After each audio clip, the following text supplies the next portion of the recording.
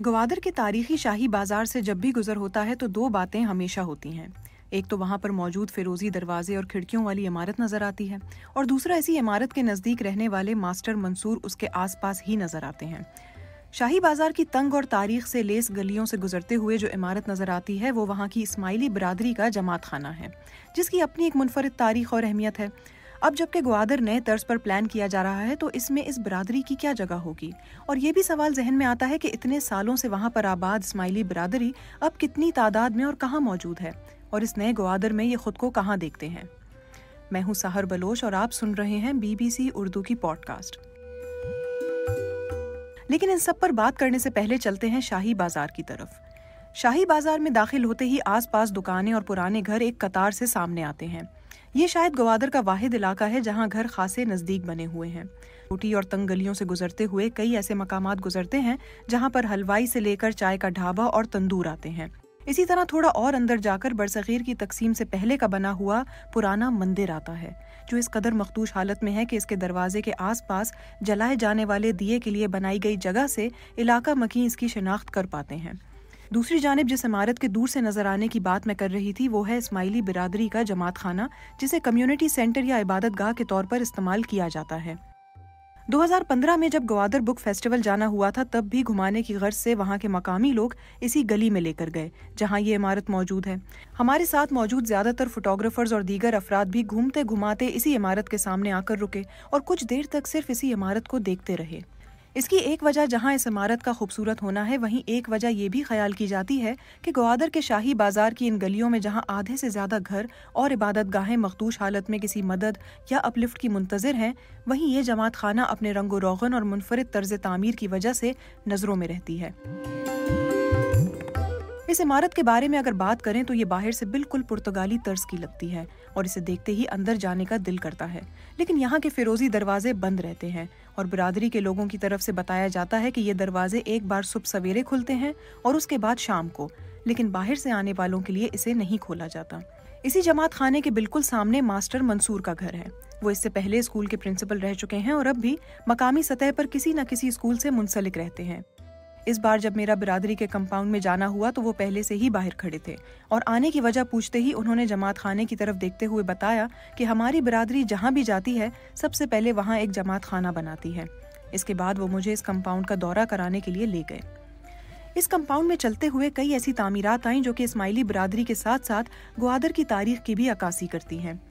अगर जमात खाने पर बात करने से पहले ग्वादर की तारीख देखें तो ग्वादर पाकिस्तान के सूबे बलूचिस्तान के जिले मकरान में वाक़े एक साहिली कस्बा है। इस कस्बे के बारे में, जो कि अब एक शहर की सूरत इख्तियार कर रहा है, मुसन्निफ शहाबुद्दीन ग्वादरी अपनी किताब गौहर ग्वादर में लिखते हैं कि कस्बे के तीनों अतराफ में समंदर है, जबकि शुमाल में ये खुश्की से मिला है। ग्वादर के मशरिक में समंदर के हिस्से को दीमी ज़िर और मगरबी हिस्से को पदी ज़िर कहते हैं। जुनूब में बहीरा अरब के किनारे जो पहाड़ी है इसे कोहे बातील कहते हैं। शुमाल मशरिक में वाक़े पहाड़ी को कोहे महदी कहते हैं, जबकि इसके मशरिक में एक और पहाड़ी को कोहे सुर कहते हैं और इसी के पास सुर नामी बस्ती आबाद है। ग्वादर को मुहक्किकीन और मुसन्निफ अपनी तहरीरों में कदीम बस्ती के तौर पर पेश करते हैं, जबकि शहर की एक खस्ता और बगैर गुंबद वाली इमारत पर 1468 के आसार कुंदा हैं, लेकिन ये नहीं पता कि इस इमारत की क्या हैसियत है और ये किस काम के लिए इस्तेमाल होती थी। इसी तरह मौर्रिखीन ग्वादर के बारे में कहते हैं कि 325 कबल मसीह में सिकंदर आजम हिंदुस्तान से वापसी पर अपनी फौज के हमरा मकरान से ग्वादर और ग्वादर से गुजरते हुए ईरान की तरफ बढ़े थे। लेकिन ग्वादरी अपनी किताब में कहते हैं कि ग्वादर की तारीख के हवाले से मुस्तनद हालात 16वीं सदी ईस्वी में पुर्तगाली हमले के बाद से मिलते हैं। पुर्तगालियों की तारीख में ग्वादर का नाम ग्वादील बताया गया है। इस्माइली बिरादरी के बारे में शहाबुद्दीन ग्वादरी लिखते हैं कि वो 18वीं सदी के तीसरे अशरे से यहाँ आबाद हैं। ग्वादर में मुस्तकिल तौर पर आबाद होने वाले इस्माइली ज्यादातर सिंध और कच्छ से ताल्लुक रखते थे। ताहम लजबेला से भी काफी तादाद में इस्माइली यहाँ आकर आबाद हुए, जबकि गिनती के चंद खानदान ईरान के बंदर अब्बास और लंगा और काठियावाड़ से आकर आबाद हुए। लेकिन सकाफती लिहाज से इस बिरादरी पर सिंध का असर सबसे ज्यादा नुमाया रहा है और जबान में भी सिंधी कच्छी की मिलावट थी, जबकि मकामी बलोची जबान के लहजे का असर भी मौजूद है। हालांकि उस वक्त सियासी तौर पर सुल्तान मस्कत की हुकूमत थी, लेकिन इस्माइली जमात ने बरतानवी रियाया बनकर ताज बरतानिया के ज़ेरे नगी रहना ज्यादा मुनासिब समझा। इसके बारे में बात करते हुए मास्टर मंसूर ने बताया कि बिरादरी के ग्वादर आने और यहाँ आबाद होने का एक मुस्तनद रिकॉर्ड मौजूद था, लेकिन 1863 में ये तमाम तर रिकॉर्ड जमात खाने में आग लग जाने के बायस जल गया। फिर लोगों और बड़े बूढ़ों के जरिए सुनी और कही हुई बातों और मुख्तलिफ ममालिक में मुकीम जमात के दीगर अफराद से मिलने वाले अहवाल और दस्तावेजात के जरिए ये रिकॉर्ड दोबारा से जमा किया गया। जमात के पास मौजूद रिकॉर्ड के मुताबिक इस्माइली बिरादरी बरसगीर में आने वाले पहले मुसलमान थे। इस्माइली बिरादरी जो पहले से ही तिजारत पेशा अफराद पर मुश्तमिल थी, उन्होंने तमाम तर अशिया जैसे कि चावल, गेहूं, कपास, ऊन, खाले और मछली और चटाई का कारोबार अपना लिया।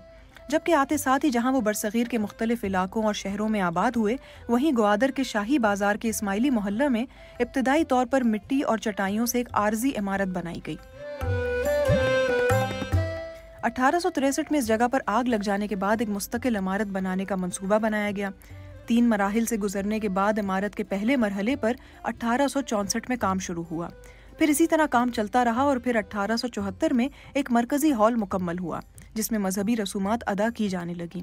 इसके बाद निचली मंजिल के आसपास कुछ कमरों का इजाफा किया गया और साथ ही पहली मंजिल की तामीर का काम भी जारी रहा। पहली मंजिल और इजाफी कमरों का तमाम तर काम 1894 में मुकम्मल हुआ।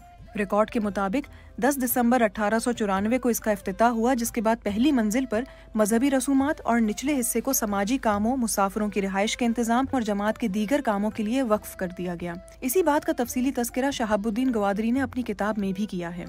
ग्वादरी लिखते हैं कि गुजरते वक्त के साथ साथ जब जमात खाने की जगह कम महसूस होने लगी तो तीसरे मरहले की मंसूबा बंदी शुरू हुई, जबकि तीनों मंजिलों का तमाम तर काम 1910 में मुकम्मल हुआ।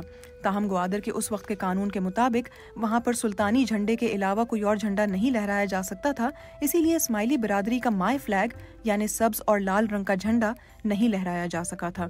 इस झंडे को लहराने की इजाजत बाद में दे दी गई थी। 1994 में इस इमारत के बारे में जमात के रिकॉर्ड और ग्वादरी साहब की किताब में लिखा है कि इस इमारत की पहली मंजिल को बने हुए 125 बरस हुए थे। दूसरे मरहले की तकमील को तकरीबन 100 साल और तीसरे मरहले की तकमील को 84 बरस होने वाले थे, और उस वक्त भी ये मजबूत तरीन इमारत थी। आज 2021 में भी इस इमारत को देखकर ऐसा लगता है कि जैसे इसे 1 माह पहले तामीर कराया गया हो। अब बात करते करते मैं और मास्टर मंसूर साहब दोबारा उसी इमारत के सामने आकर खड़े हो गए थे।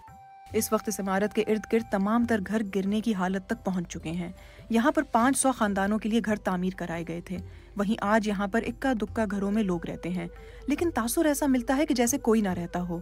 शहाबुद्दीन अपनी किताब में लिखते हैं कि कदीम ज़माने में अरबों और हिंदुस्तानियों के दरमियान तिजारती कारोबार होता रहा है, जबकि सिंध और कच्छ के कई इस्माइली ताजिर खलीज फारिस से और इराक की बंदरगाहों के जरिए तिजारत करते थे, और वो इन इलाकों में समंदरी कश्तियों के जरिए आते थे। जबकि बरसगीर की तकसीम से पहले हिंदुस्तान का ज्यादातर कारोबार खलीज के इलाकों और जंजीबार से होता था। खलीज के दहाने पर होने की वजह से ग्वादर से आने वाली और जाने वाली तमाम बहरी कश्तियां और जहाज यहाँ आकर रुकते थे। यही बात करते हुए मास्टर मंसूर अब जमात खाने के बिल्कुल सामने अपने घर के दरवाजे पर पहुंच चुके थे। उन्होंने एक मखदूश घर की तरफ इशारा करते हुए कहा कि पहले यहाँ कच्चे मकानात होते थे। इसके बाद उन्होंने अपने खानदान के बारे में बताया। कुछ लोग जो मेरा दतियाल था, मेरे वाली बोलते हैं जिसको, यानी मेरी खाला लोग है जिंदानी खानदान, वो भी कुछ वहाँ से आए थे। जो मैंने सायानी लिखा है ना, ये मेरा फोर फादर है। इसका नाम था, ये हमने सायानी किया, साया था उसका नाम। चाबार से ये ग्वादर आए माइग्रेशन करके। ये वहाँ जो पहाड़ के ऊपर, जो पहाड़ नहीं आपने देखा भी, क्रिकेट का जो ग्राउंड बना हुआ है, वहाँ ये लोग का पहले कच्चे मकान होते थे, यहाँ रहते थे। इस तरफ नहीं थे। तकरीबन 250-300 साल हो गए। लेकिन हमारे लोग जो बाहर भी है ना, तो वो ग्वादर को बड़ा याद करते हैं। वो असल में एजुकेशन के लिए माइग्रेशन होते गए। 70 के बाद तो बहुत सी फैमिली चले, तो कराची की तरफ माइग्रेशन की है। कुछ अफ्रीका चले गए, इंग्लैंड चले गए, कहाँ चले गए। तो इस तमाम तर नई तामीरात और मंसूबा बंदी में क्या इस्माइली बिरादरी अपना वही मकाम रख पाएगी? इसके बारे में जानने के लिए मैंने मरियम सुलेमान से बात की, जो कि पेशे के लिहाज से ब्लॉगर हैं और ग्वादर की तारीख पर तहकीक करती रही हैं। उन्होंने बताया कि 2005 में ग्वादर का पहला मास्टर प्लान सामने आया था। फिलहाल इतनी तवज्जो इस इलाके पे नहीं दी गई है। एक वजह ये कि 2005 में जब ग्वादर का पहला मास्टर प्लान सामने आया था तो उसमें शाही बाजार समेत ग्वादर की जितनी भी पुरानी बस्तियां थी, इन इलाकों को बिल्कुल ख़त्म करके ग्वादर पोर्ट का हिस्सा बनाने का मंसूबा बनाया गया था। लेकिन वक्त के साथ साथ अवाम, जीडीए, हुकूमती और समाजी इदारों में ये हमेशा ज़ेर बहस रहा। फिर 2019 में जब ग्वादर के एक समाजी इदारे जिसे हम आरसीडीसी के नाम से जानते हैं, तो आरसीडीसी ने अपने सालाना कुतुब मेले का अहम मौजू शाही बाज़ार को रखा। तो सूबाई हुकूमत की तरफ से ये यकीन दहानी कराई गई उसी इवेंट में कि इस इलाके को रेनोवेट किया जाएगा। और फिर इसी साल के आखिर में जब ग्वादर का नया मास्टर प्लान मुतारिफ कराया गया तो कहा गया कि इस नए मास्टर प्लान में शाही बाज़ार की रेनोवेशन भी शामिल है। लेकिन अब तकरीबन 1.5 साल गुजर चुके हैं, तो इस हवाले से कोई ख़ास पेशरफ नज़र नहीं आ रही। शाही बाज़ार की सबसे बड़ी जो खूबसूरती है वो ये है कि यहाँ ना सिर्फ मुख्तलिफ़ ज़ुबानें बोलने वाले बल्कि मुख्तलिफ़ मज़ाहिब के लोग भी एक ज़माने में साथ रहा करते थे। इसका अंदाज़ा यहाँ मौजूद मंदिर और जमात खाना से लगाया जा सकता है। यहाँ काफ़ी दुकानें जो हैं वो चंद दहाइयों से बंद हैं। वो किसी ज़माने में हिंदू और इस्माइली कम्युनिटी की मौशी सरगर्मियों का अहम हिस्सा थी। सैयद ज़हूर शाह हाशमी जो बलूची ज़ुबान के बहुत बड़े राइटर और रिसर्चर हैं, वो 1959 की अपनी यादाश्तों में शाही बाज़ार का जिक्र करते हुए लिखते हैं कि 20वीं सदी के शुरू में या उससे भी पहले शाही बाज़ार सुबह और शाम लोगों के तवज्जो का मरकज़ रहा है। यहाँ मुआशी सरगर्मियाँ, लोगों का बड़ी तादाद में आना, रेडियोज़ का शोर, लोगों का जमा होकर कहानियाँ सुनना और सुनाना रोज़ का मामूल थी। अब जो बलोच यहाँ रहते थे पहले, इनकी बड़ी तादाद अब भी यहाँ रहती है, लेकिन हिंदू कम्युनिटी में से शायद ही कोई मौजूद हो। हाँ, इस्माइली कम्युनिटी की बहुत छोटी सी आबादी अब भी इस इलाके में रहती है। अब इसी जमात खाने के ऐन पीछे एक एक्सप्रेस वे बनाई जा रही है जिसके दूसरी तरफ समंदर है।